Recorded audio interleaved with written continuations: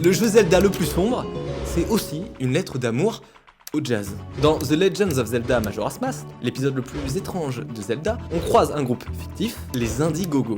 Mais derrière ces personnages aquatiques se cache une réelle passion, celle du compositeur Koji Kondo pour le jazz. Premier indice, Evan, le pianiste. Impossible de pas penser à Bill Evans, maître du piano mélancolique. Exactement l'ambiance de Majora's Mask. Puis il y a Japas, le bassiste. La ressemblance est frappante. Même instrument, même aura, même sonorité dans le nom, difficile de pas entendre l'écho de Jaco Pastorius. Et puis si tu prends les premières syllabes, ça fait Japas. Joe, le batteur, est le twist le plus élégant. En japonais, son nom s'écrit comme ça.